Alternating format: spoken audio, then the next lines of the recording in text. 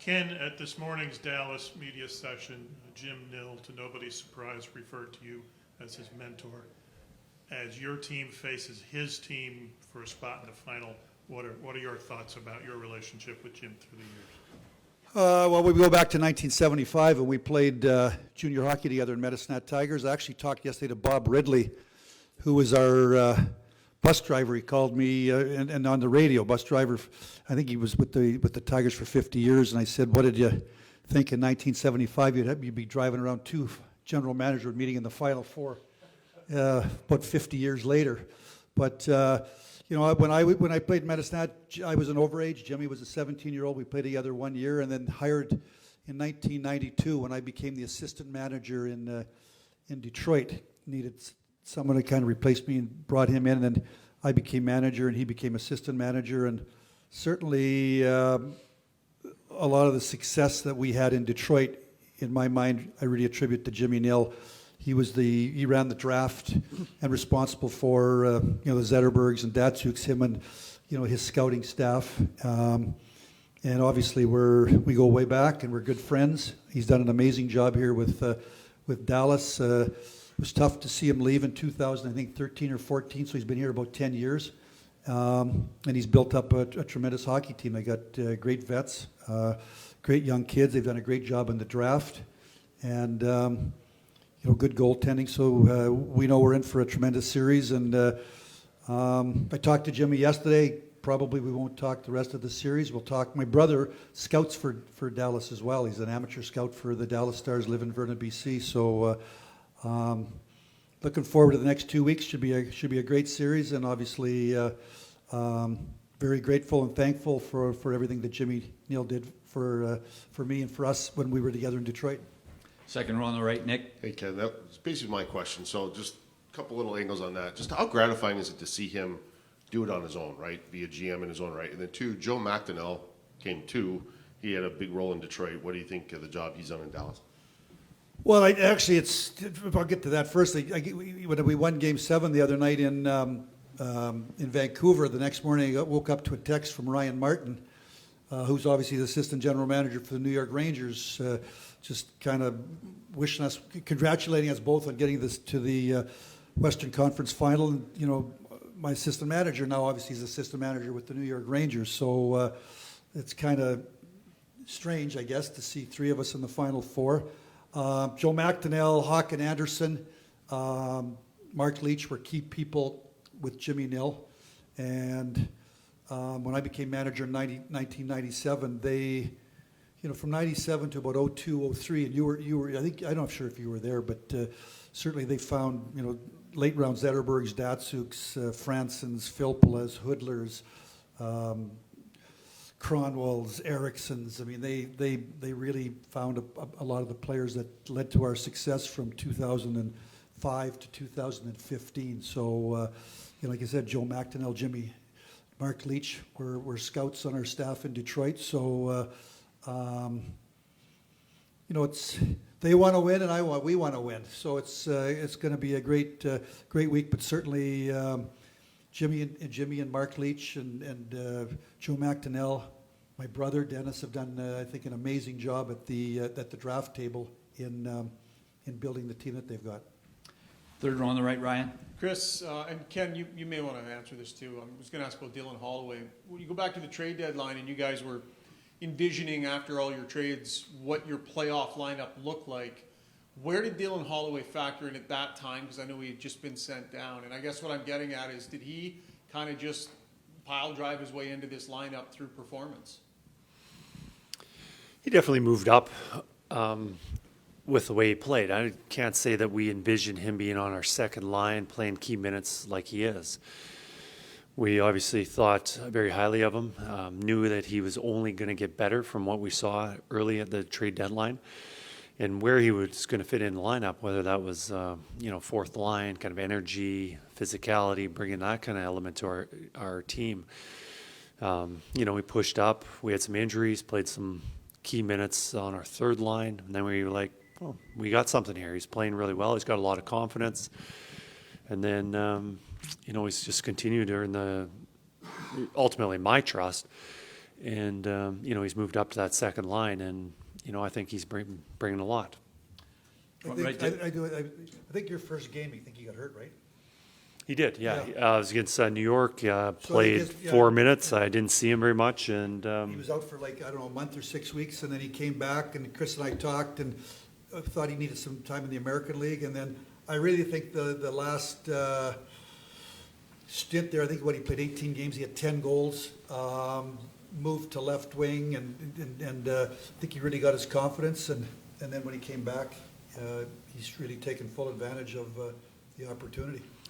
I think I'll just follow up one more thing. We talked about, we came back from the injury, played a few games mid-January, and there's nothing wrong with his game. He was good, but we felt there was more. We sent him to Bakersfield just to work on something. It was a temporary assignment. We had all intentions of coming back after a week or 2 weeks, whatever the deadline was. And you send a player down there, sometimes they don't make the most out of it.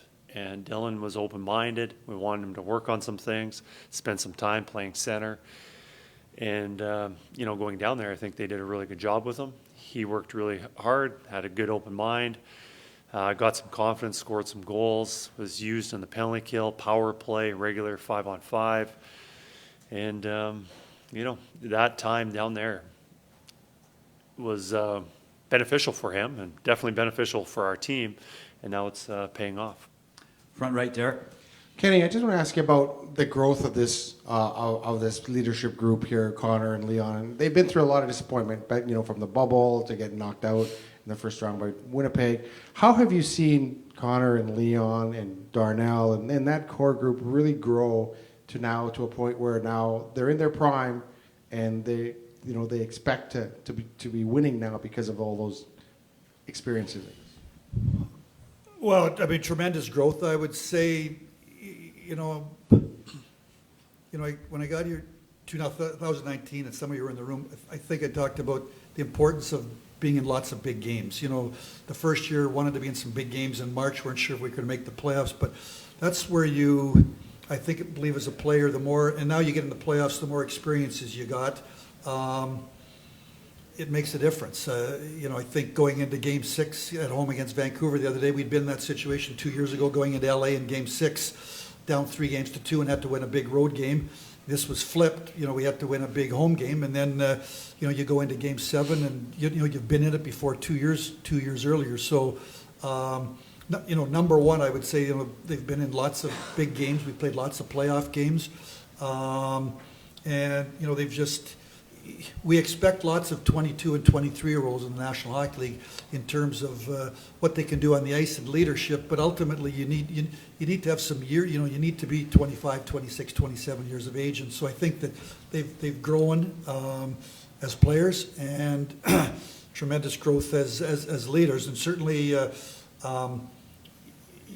Connor, Leon, Nuge, Darnell, we've tried to add to that. It's why you probably brought in a Corey Perry and Ekholm and some other Zach Hyman, some veteran guys that have been around, and you try to grow that leadership group. But certainly Connor and Leon drive our team on and off the ice. Second row on the right, Josh. Chris, I'm just wondering about what you've seen from Evans in terms of his development since you've got to town, and also how much credit does Paul Coffey, how does he fit into this equation of Evans' outburst or offensive explosion? Yeah, I don't think it'd be fair not to credit Paul with what he's brought to Evan's game. I think since Paul's been here, just encouraging the defensemen to make plays and not worry about mistakes, limiting those obviously, but giving them a lot of confidence to make those plays and giving them an insight of what plays are to be made and where they can pull it back a little bit. I think with Paul's experience in the National Hockey League, and especially with the Edmonton Oilers, how would you not listen? How would you not be wide-eyed and listen to every word he says? And I think that relationship's been really good for not only Evan, but all the defensemen. And, Evans was a great defenseman before, and I think just with the tutelage from Paul has just increased his playing ability and really allowed him to take that next step. We'll take a few more. Back right, Ryan. Chris, kind of sticking with Evan, it used to be a time where you thought about puck-moving defensemen. That's kind of what they were known for. But now you're seeing this wave of young puck-moving defensemen where they're good at everything. For someone like Evan, like what have you noticed in terms of his all-around game to where while everybody talks about the shot, he's so much more than that? Oh, absolutely. It's not fair to just say the shot. Obviously, the shot is noteworthy. The amount of, I don't know, some stat about 90-mile-an-hour slap shots in the NHL, and he's got twice as many as the next guy. So not only does he have the velocity, but he's got the accuracy. But the rest of his game, I was talking to this about just a few days ago. Somebody was asking me about Bouchard, and I know him quite well from just my time in the Ontario Hockey League. You know, Erie Otters, London Knights had quite a rivalry, and Evan was a young defenseman coming in the league. And, you know, watching him, I was thinking, all right, here's this young 16-year-old that's getting a lot of ice time, probably more than I think he deserves. All right, let's take advantage of him. He's going to be on the ice that much, and, you know, he looks, you know, tall, lanky, a little sleepy, maybe out of position a bit, but all right, let's take advantage of it. But I was totally wrong on my assessment on Evan at a young age, just because he was always making the right plays. He was in position, and, you know, he was a young 16-year-old who was growing into his body, but he was an outstanding player, even at that age. And, you know, what I saw from him at 16-year-old playing at the Ontario Hockey League at that level, you know, I'm kind of seeing here. Just, you know, he's always in the right position. He rarely makes a mistake. You know, forwards love a defenseman who puts a pass on their stick. And I don't know many guys who are better than him at doing that. And then, you know, defensively, I don't think he gets enough credit for how well he defends. Just because it just seems like he's always a step ahead of the play. Second row on the left, Mark. Ken, he was asking you signed here 5 years ago, and I'm not sure you had a team over those years that really was ready to win. You talked about guys needed to be 27, 28, whatever. Your contract's probably up. I'm not asking what's going on there, but I am saying, is this your best chance to maybe finish something that you started here 5 years ago? I mean, obviously, you know, looking back, the first year, the season got interrupted in COVID, and we had to play that July or August best of 5 against Chicago, which wasn't a great read. I kind of watched. I thought that, you know, the Winnipeg series, the next year we lost in 4, but 3 games went to overtime. They were low scores. I think one game was 0-0, one game was 1-1. We were playing more playoff hockey. And then the third year, obviously, we went to the Stanley Cup Final Four, similar as today, but we met Colorado. You know, certainly we feel good about our team. Feel good about all the experiences that our team has had here over the last 3 years, playing in playoff series against Calgary, against Vancouver, 3 against LA, Colorado last year against Vegas. So players are a bit older. You know, they're in their prime. We've got some veterans around them, so certainly we feel good about our team. We're excited for this challenge. We'll go to Elliot back on the middle. Ken, not always easy to talk about the person sitting next to you, but last round, Chris had to make some really tough decisions. The goalie changes twice, taking Corey Perry out of the lineup, and he called that timeout at the end of Game 7. Just as a first-year head coach and maybe someone you didn't know that well, what did he teach you about himself last round? Well, I would first off, right off the bat, we're 2-9-1. He came in and you know, saved the season, I guess. Team, you know, came in, team rallied around him, and we were 2-9-1 there in November, and you know, we got to 500 at Christmas time, and you know, we dug ourselves out of a big hole in a short time, and Chris was a big reason. Chris and Paul Coffey and the team really responded. And then, you know, what I didn't know, I'd actually interviewed Chris for the Grand Rapids job, I don't know, how many was it, 5-6 years ago? He was down there, final 3 or final 4. Ryan Martin, I'd kind of we were looking for a coach, and so that's we spent a couple of hours together, I think, at an airport hangar, wasn't it, in Detroit? Yeah, I think it's And, 2017, 18. 2017, Yeah. 18. So kind of, and then I kind of followed his career from that point in time, and then, when things were struggling early, talked to Jeff Jackson. Jeff really knew him well. Obviously, a lot of players that Jeff represented played for Kris in Erie and made the change, and very impressive for a rookie coach. It's a hard league. I thought even during the regular season, a great feel for in-game or who should play, who shouldn't play. And then, like you said, you're in a playoff series and against Vancouver, real tough decision to make in making a goalie move. And it turned out, Pick played great for us and played the 2 games. And then I thought that it gave a chance for a reset for Stu. Certainly, like you said, the timeout. Tough taking Corey Perry out of the lineup, a guy that's going to be a Hall of Famer, and putting in Sam Carrick. Sam Carrick has played great for us in the last 2 games. So, Kris has done a lot of winning. I knew a lot about Kris because Chris's boss in the Hartford Whalers was Ryan Martin, who was my assistant manager for 7-8 years in Detroit. So certainly had a good feel. Ryan told me he's got a great feel, great instincts. They're easy to have those instincts at the American League level when there's not a lot of media. Certainly the decisions are more under the spotlight and you're scrutinized at this level, and he's very impressive in the decisions that he's made, and certainly a big factor why we're sitting here today. We'll take 2 more. Bob? Since we're in football country, we'll pay homage to, there's a scouting tip for defensive backs. It's not if they cover, it's how they recover when mistakes happen. So I'm going to ask Kris this question about Ryan McLeod. Ryan's an important player for you. He had a tough sequence against the Canucks. Plays 14 minutes a game. You got to get him going again. He didn't play the rest of the game against Vancouver. Just a thought on the opportunity for Ryan McLeod here in round 3 against a very deep Dallas squad. Since I've been here, I've appreciated Ryan a lot. He brings a lot to our team. And, there's been a lot of talk about the mistake that he made in Vancouver. But, all our players make a mistake eventually at some point of a game or certainly a series. And if we're going to have success moving forward, Ryan's got to be a big part of that. Ryan's been a little snake bitten offensively through the playoffs. But his contributions on the other side of it, on the defensive side, has been remarkable. Playing against other teams' top lines. And, you look at how well our penalty kill has been performing through the playoffs. He's been a big part of that. And, when a guy's not going or hadn't scored for a while, it gets to you. But we saw him, kind of going through this process earlier in the season, shortly when I got here, hadn't scored yet and ended up getting a goal in Winnipeg. And just getting that puck in that net just gives the guy so much more confidence.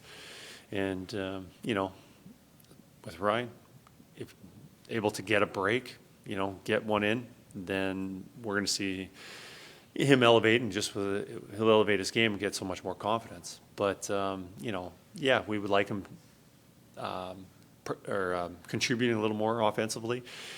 But other than that, the rest of his game's been so good for us. And, he's playing a lot of minutes against other teams' top lines, and a lot of that has to do with his, he is a very smart player. But another attribute that he has is obviously his skating ability. He covers a lot of ice. So, yeah, we'll expect big things out of Ryan because he's a big part of our team. Last one, Gene. Kris, for you, what do you make of this moment and opportunity for you, the team, with such great expectations and, one step away from getting into a Stanley Cup final? I'm trying to enjoy it as much as possible. It's been quite a ride, just to be able to get this position with the Edmonton Oilers. Quite an elite organization, a team that's has some superstars, a lot of good players. Being able to work with the coaching staff, the management, everybody that's along for this ride. I'm just trying to enjoy it as much as possible. And you never know when you're going to have an opportunity like this again. I think we've got an excellent opportunity if we're playing well and things go our way. Obviously, in the playoffs, you never know what's going to happen. Some breaks, whatever happens. I think through our experience, not only my time here, but the team and previous playoff experiences, kind of ready for everything. So, as a team, just trying to make the most of it.